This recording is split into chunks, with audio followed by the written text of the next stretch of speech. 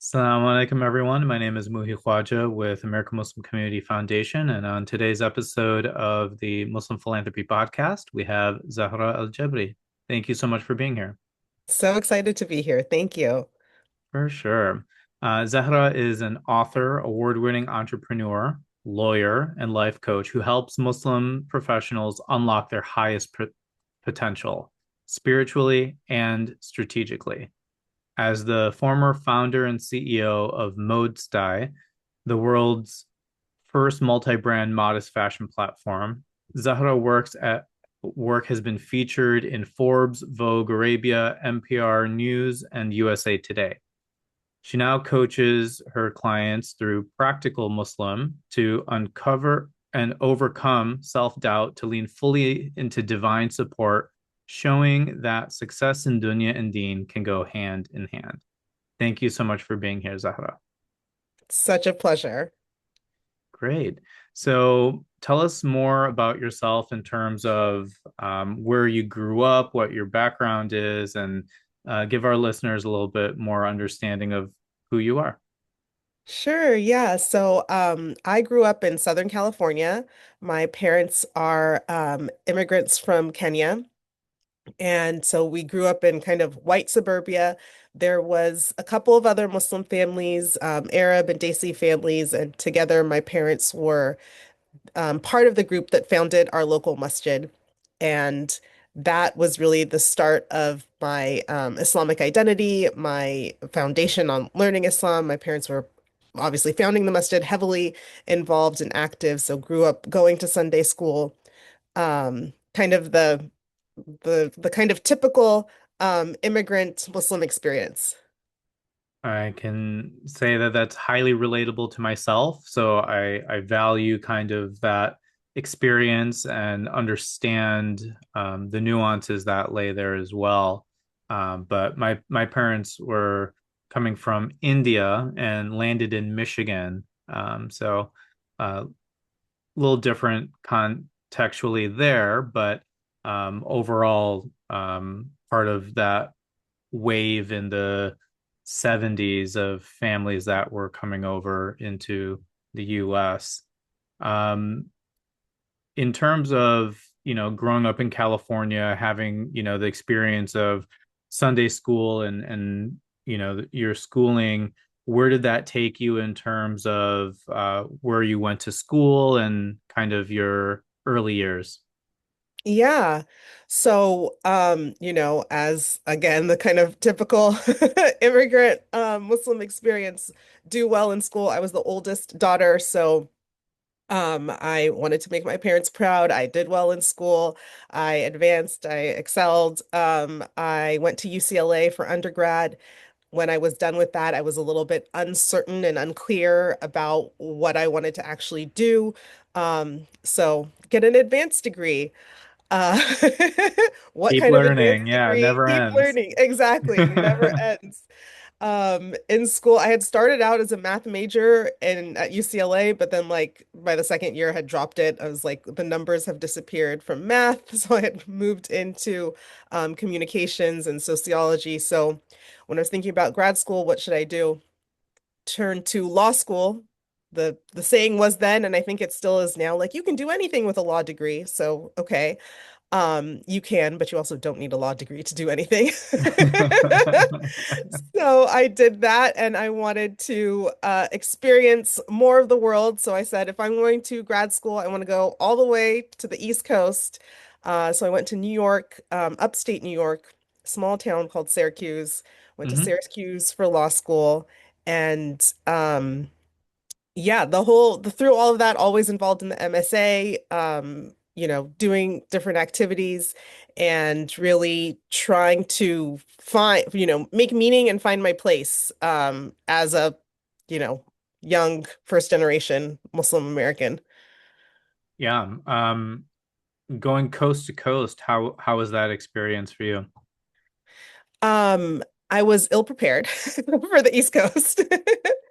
I thought it was just like fun and nice to be in the snow, but where I was in Syracuse is one of the snowier areas. They Sure. get something called the lake effect snow. So they Hmm. they're not as cold, but a lot of snow. So just shoveling my car out. I was late everywhere because I always miscalculated how much time to defrost the car, get the snow off, and drive down those streets. Um, but it was such a lovely, beautiful community in Syracuse. Experiencing the Four Seasons, all of that was awesome. Yeah. I currently live in Florida, and prior to that was in California. I don't want to deal with winter in my existence. I'll go visit cold, but I don't want to live in it. Yeah. Yes. So, Yes. Well, great. after that, I moved, after I finished law school, I got married, and my husband was doing his PhD in Minnesota. Okay. So I moved to Minnesota, which is extremely cold, not as much Yep. snow. And I thought I was prepared. I was like, okay, fine. I know about you guys East Coast winter. They're like, oh, okay, the Midwest is different. Oh my God. They had something at the time, which I think is still going on, the polar vortex. It would be negative 45 degrees. Yeah. You can't have unexposed skin in the air. Like you can't, the unexposed skin cannot touch the air. Like what? You're like completely covered. And it was there that I was like, do you guys know there's other places that you can live where Right. you don't have to be scared of the outside? Yeah. The weather in the Midwest is definitely not built for everyone. So through law school, kind of take us through what you focused on in law school and kind of your career after that. Yeah, so in law school, you for law school you don't have to specialize in anything, although you can take more classes in any particular subject that you may later decide you want to practice in. And so I did that with estate planning, so wills and trusts. Um, it gets into a little bit of planned giving, but not that much in law school. You really learn that outside of law school. But I Mm-hmm. thought that wills and trusts was such a important area as a Muslim. Islamically, we know we're told to write our wills, to take care of our affairs, and Right. then that bridge between Islamic law and U.S. law. How can you draft a will that meets both? And so that's what I did. And then when I came out of law school, I worked for CARE, the Council on American Islamic Relations, which does civil Okay. rights work for Muslims, and then I Mm-hmm. also had a estate planning practice.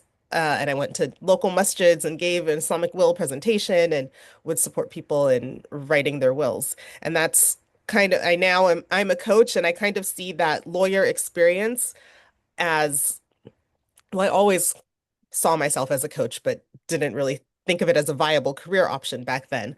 But that experience of being a lawyer, both for people working through civil rights issues and in estate planning, is essentially coaching people through different moments in life, coaching someone through discrimination and what comes after, and how do you rebuild when, something traumatic has happened to you, and coaching people through making end of life decisions when you don't need to make them, right? You're usually for the most part, I was trying to reach people when they're healthy and vibrant and still working. So, like, Right. why do I really need to think about this? And coaching them through its importance and how they can support themselves and their family if they take care of these things now. Yeah. I was just talking with partner at AMCF, and they are looking into a donor advised fund, but primarily they wanted estate planning help. Like, how do they plan for, when they pass to make sure that their child is taken care of? Beyond that, supporting causes that they want to, um, you know, what would happen to their 401k versus the properties that they own. And the main context was avoiding probate taxes, any additional taxes that the government would take, and reduce that liability and try to make as much benefit out of this situation as possible. Yes, yes, so important.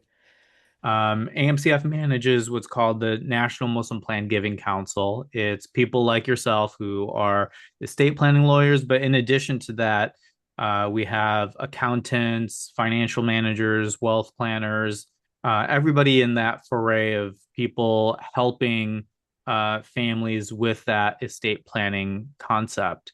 So the council really is just for networking. It helps those who have donor advised funds with us reach out to these professionals and get connected with people who offer these services. And we like to make sure that our families who have donor advised funds are thinking about these things and can maximize their benefit in that way as well. Yeah, it's so important. There's so much wealth in the Muslim community, and the more that we can manage it, plan for it, the more we can, grow it and expand its ability to impact others.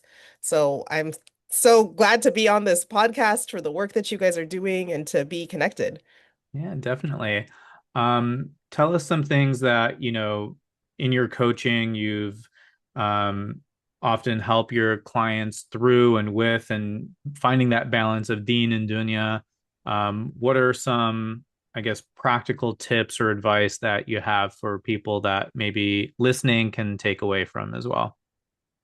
Yeah, absolutely. I think the main thing that I support my clients with is understanding that the impact that they can have on their own lives and others is far greater than they think. Um, the Muslim sentiment, there's like a kind of sentiment in the Muslim community that in general limits our ummah. We don't tend to think very big. We don't tend to think very long term. We don't tend to think of far-reaching implications. And that is puts us at a disadvantage. I mean, we can see that the strategically the results of that type of thinking. We have, our opposition, if we nicely call them that, thinking far-reaching, thinking long-term, thinking, holistically about how they can have their tentacles in every area and every facet of life and manage it. And as a Muslim community, we are not doing that. And it's really unfortunate because that's not what our tradition is. Our tradition was of thinking strategically and long term and planning. And so that is the biggest thing. Like, what would you do if you really believed that Allah had your back and had your support and was giving you his full support and was supporting you in your wealth expanding and was supporting you in, the masjid that you want to build into a multidimensional community center, or I live in LA and we have the Ummah Free Clinic, right? If Mm-hmm. we wanted to expand and franchise the Ummah Free Clinic and make it even larger, what would that look like? If we wanted to have, um, you know, like the Mormons do or the Amish, our own little communities where we are self-governing in this particular area, what would that look like, right? These larger ideas and goals and ways that we could support I'm talking about community level now, but even just our own selves, the aspirations for the type of businesses, the type of charities, the type of NGOs that we would build if we really, really fully believed I could build something at the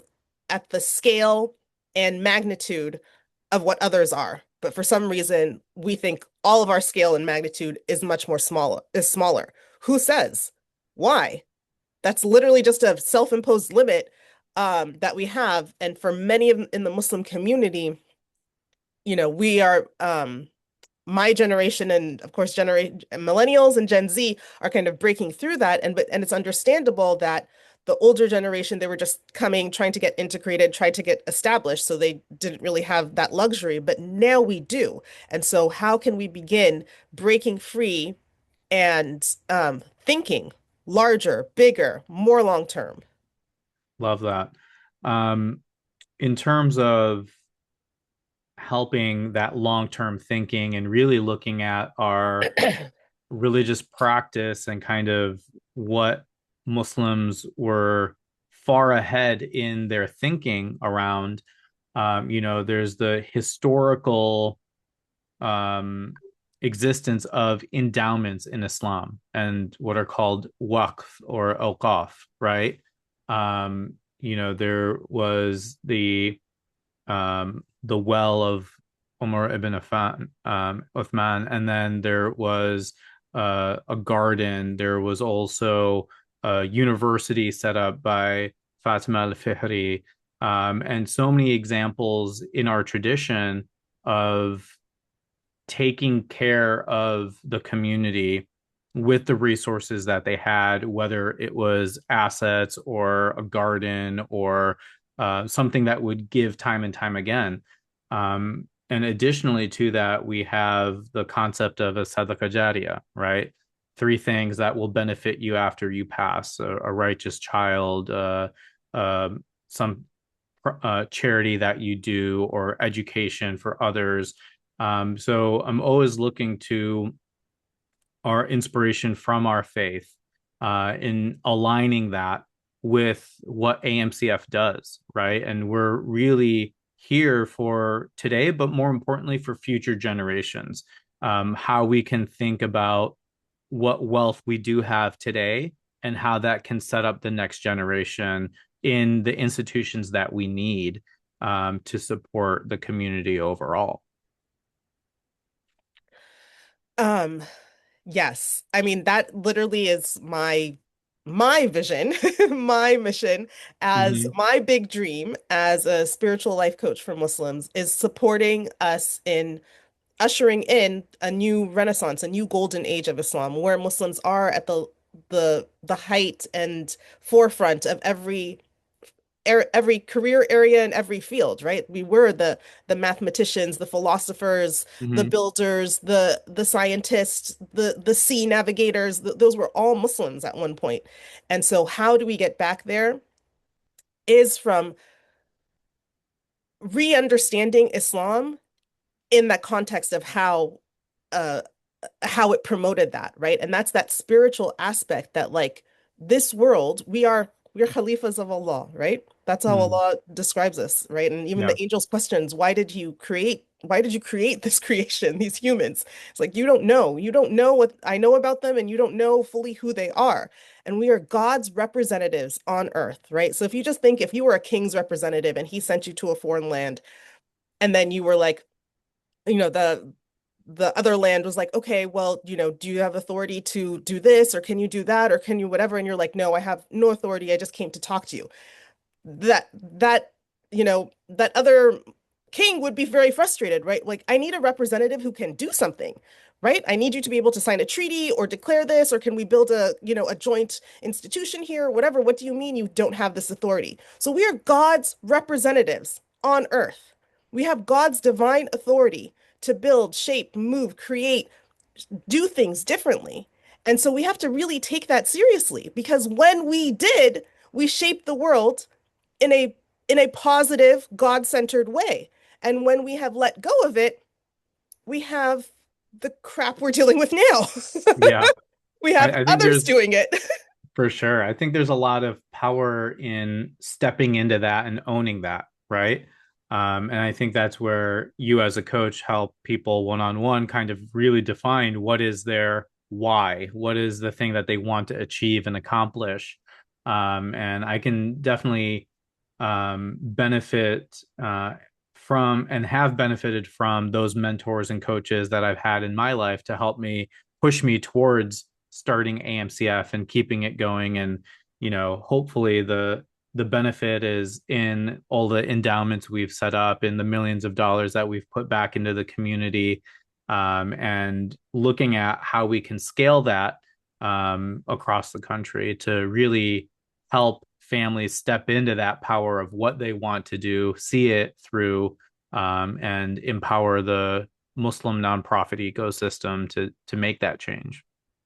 Exactly, exactly. And I mean, I love your story. I love what you've set up because it's exactly that example of saying that, well, I don't know. I don't know exactly how to do it. I don't know. It hasn't been done before, but let me just take the steps. And I'm sure you can testify to how Allah fills in the gaps and brings in the support and helps usher you along when you have those moments of self-doubt and uncertainty. This seems larger than me. And then here you are having supported, so many families and millions of dollars. Absolutely. It's a struggle every day, but it's a good journey to be on. You look at the challenges, you look at the benefits, and I definitely think that the benefits outweigh those challenges, and that's what makes it worth it. Alhamdulillah, I've been able to surround myself with a good team, a great board of directors, staff, people that have joined in on this vision, and it's never only been just me. And I think that's been the beauty of it, is doing this work with other people that want to see it happen as well. Yes, yes, and that is another huge piece of it, right? The collaboration, the working together, the understanding of I can't do things alone. Obviously America is a very individualistic society and they promote individualism, but then you will see again at the top, they are all working together. The way they're Right. able to accomplish their big goals and big visions, even if they're for evil, is by working together. And the same is true of good. It can only be done together. We can't have our individual good ideas and then someone bring it forth by themselves. It's too much. It's meant to be done in community with others. So supporting a lot of my coaching work is supporting people to be like to be vulnerable, to ask for help, to share your Mhm. idea, to like, well, I don't know, it sounds silly right now, or it's half baked, or they'll judge me. What are my qualifications to start this? Like, it's okay. How can I support you, coach you through to overcome all of these self-limiting beliefs so you can begin to put it out there so that you can see that the support will come. Absolutely. I think, part of it is almost being able to not have the full picture, but agree to do it anyways and just kind of see where it goes. And, you know, almost naivety, right? Of like blindly trusting in Allah, of like, I have this idea.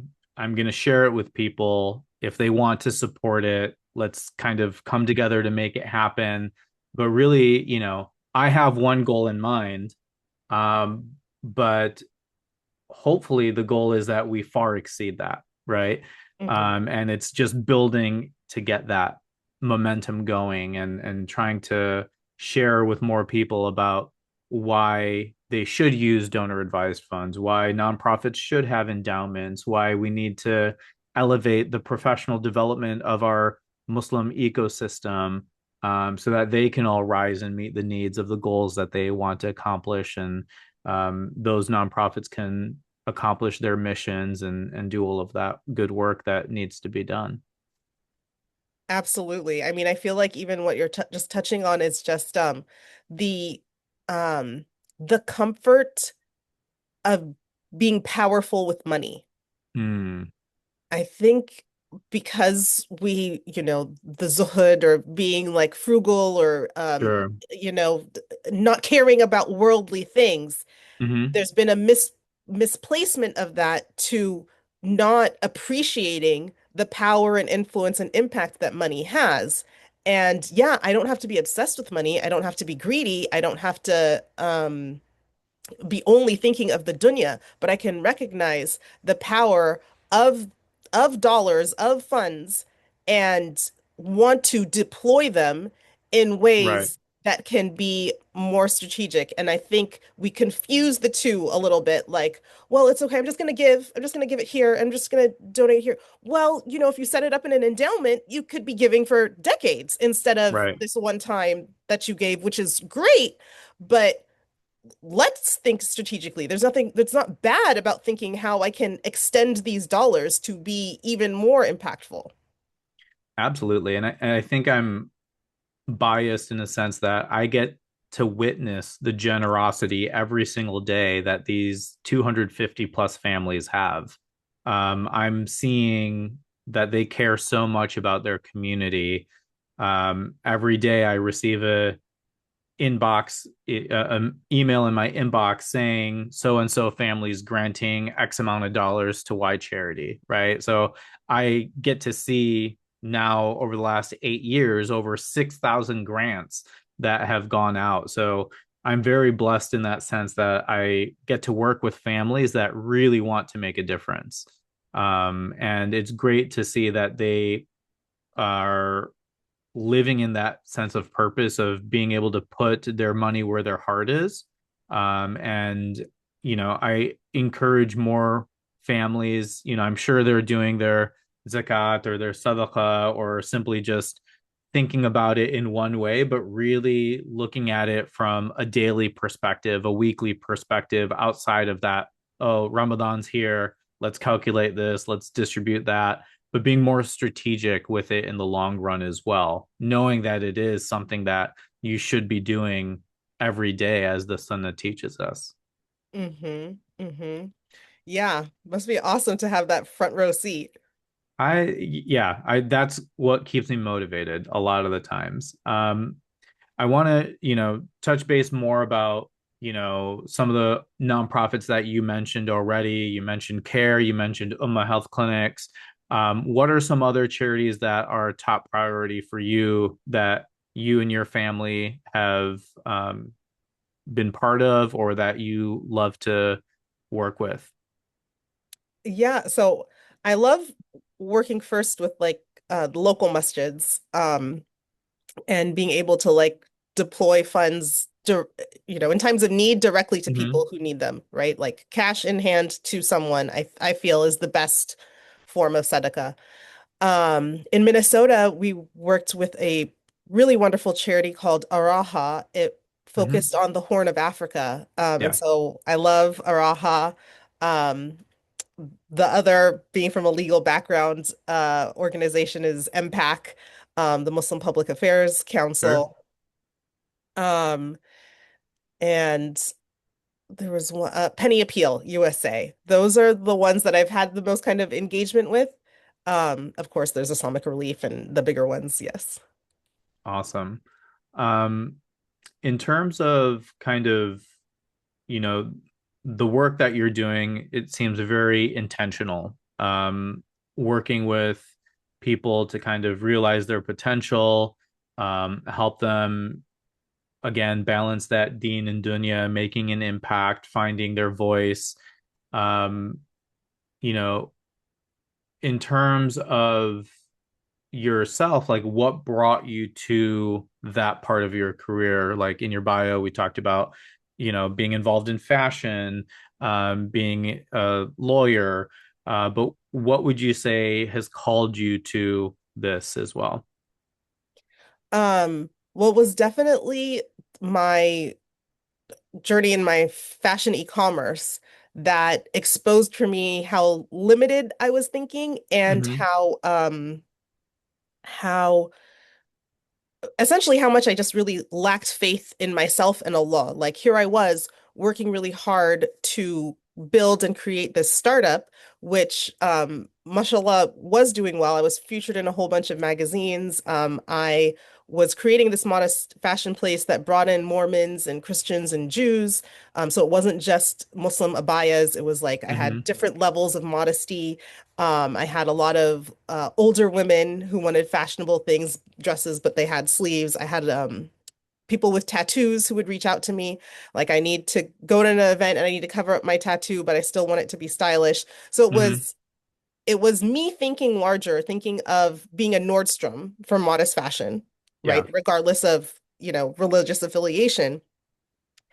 And then having all of these doubts of how I couldn't do it, I wasn't qualified, I wouldn't be able to pull it off. That ended up essentially killing my business. Even though I won a $50,000 pitch competition for it, I had a Mm-hmm. whole bunch of things going my way, but then I still was A, unsatisfied with how quickly it was happening, and then B, was filled with the doubt that I would actually be able to get to the level that I wanted to. Yeah. And that journey of understanding how I viewed myself and how I viewed Allah and how limited my thinking was.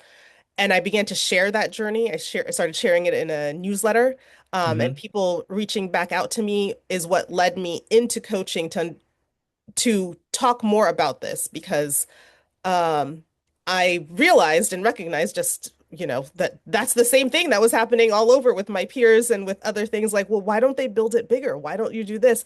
And of course, seeing my parents build our masjid and all Mm-hmm. of masjid politics and, the, the traps that keep the community small, like we could do this, we could do that, understanding that there was just a cap. There was a cap on where we see, especially as Muslim Americans, because, especially after 9/11, you're fearful of being Yeah, perceived a certain way. You just want to fly under the radar, like, can I get a job at Google back then? Can I get a job at Google and just have this great cushy job and white picket fence and be left alone, praying my prayers and going to make Hajj, and that's okay. And now we're seeing that no, that's not what we're here to do. We're not here to just stay in, for lack of a better term, of white America and help keep it propped up. We were here to build something. We are we are literally here to create something better, to make something that's a benefit to all, because now all the cracks are showing that everything we've been propping up was only to their advantage and to our exploitation.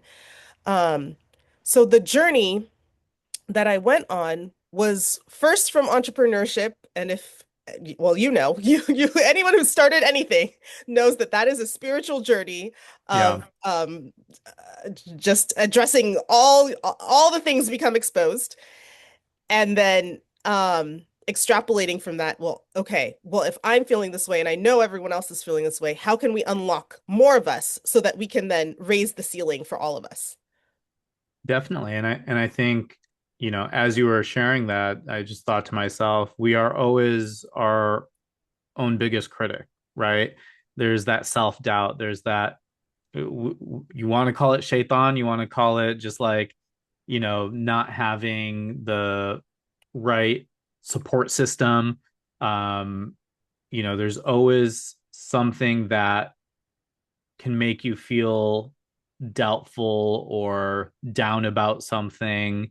But it takes a lot to kind of reframe the mindset, and look at it in a different perspective or from a different angle. So I'm sure with your clients, you are often that breath of fresh air for people to re-believe in themselves and work on everything that they want to accomplish. Yeah, Hamza, I was gonna say I hope so, but I do know so because I've got the testimonials.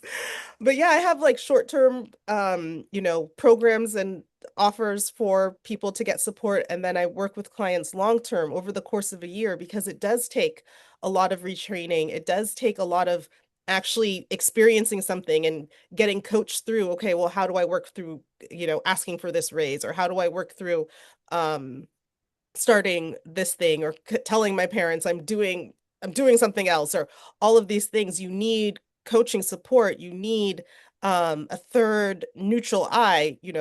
Many people are able to get that, from their friends or all of that, but I mean, increasingly more and more, you're not able to get that. So it is really powerful to have someone dedicated to observing you neutrally and seeing you also powerfully, seeing you higher and better than you see yourself. That no, you can do this. You do have the capacity. If this is your desire in you, then it can happen, right? Who cares what your qualifications or your background or whatever? Like, if this is calling within your heart, I believe that that's a sign from Allah, that the desire to build something, create something, write a book, whatever it is, I believe that that desire is placed within you from Allah, and now it's the work of allowing it to be released. And it is hard work, and you do need support. Absolutely. I think for in my own professional development, I've had mentors, I've had coaches, I've been to leadership programs, um, and if it weren't for those pivotal experiences, I don't think that I would have been able to believe in myself enough to do it on my own, right? And I think that without those experiences, I wouldn't be as far as I am. And similar to yourself, having the doubt of not being how far into something, or like seeing the goal but not being there yet. Um, you just need to remind yourself, like, every day it's just okay, today we work on this. And it's just that repetitive showing up every day that gets you to that point eventually. So I know even for myself, 8 years into American Muslim Community Foundation, um, I'm very, very thankful. But I want to push myself more, right? And I want to see myself continue to grow and have the organizational scale. And it's been millions of dollars, but why not hundreds of millions? Why not billions? We know the wealth is there in the Muslim community, right?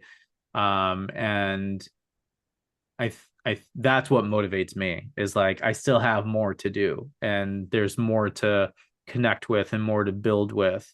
And that's what I want to see as, you know, AMCF's shared legacy of being able to help Muslim families in the US continue to do good work, like I said, as a Sadaqah Jariyah that will continue going for generations to come. So yeah, I think what you do is very valuable. And hopefully, people who are listening reach out to you about Practical Muslim, learn more about what you do, and can benefit from it as well. Thank you. Yeah, please do feel free to reach out to me. I'm most active on Instagram. My handle is Practical Muslim, and then my website is practicalmuslim.com. But I wanted to touch on, just reiterate a point that you said, like your mentors and coaches and people believing in you, that how that really supported you to keep going, to do it, Mm-hmm. to grow. Yeah. And like that is it, right? Like the Prophet ﷺ, when he first received revelation, he thought he had gone crazy. He thought that was too much. It was Khadija's belief in him. No, Mm, you're not crazy. No, if you feel like you've been called and God is calling you, I believe. I believe that for you. That she, without her belief in him, he did not believe for himself right. initially, right? It was too shocking, too traumatic of an experience.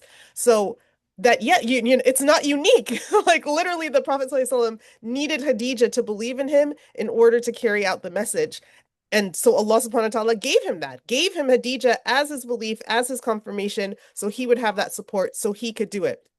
And we know how much Khadija supported him, not um just believing in him, but then financially backing it and then Right. taking him to her cousin and confirming it and all of those things. So this cannot be understated. An outside person believing in you is tremendously important and powerful. And if you don't have that, unfortunately, people have critical family or, just might be surrounded by haters or the wrong friend group or whatever, just people who think small, like, no, you can't do that. You can't do this.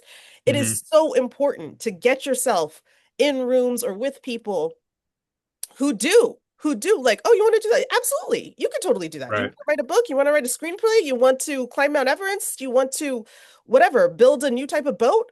Why not? Yes, you can do it. And literally, that's what I tell my clients. I'm like, there's nothing that you can tell me that I will be like, oh, like, no, if you come up with something, because already you've self-censored it, probably one. Mm-hmm. And then two, if you say it, yes, yes, absolutely. I don't know how. I may not have the necessary resources, but I will be there believing with you.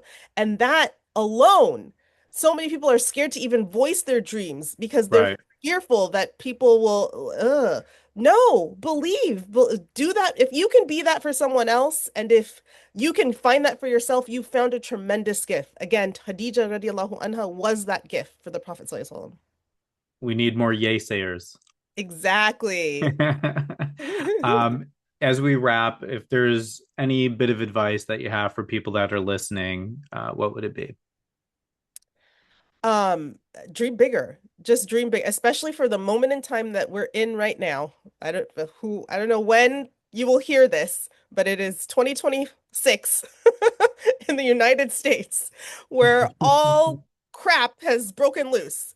Mm-hmm. And what they are trying to do is demoralize us from dreaming and impose their way on us. No, you will have an AI future. You can only do this. You can go here. You can whatever. There's nothing you can do about the way things are set up, and we're telling you our future plans, and there's nothing you can do about stopping our future plans. And what we read right now is the dreaming, the belief that no, there can be something different. There can be something better. I can organize my community, my family, my career, my philanthropy, my charity in a different way.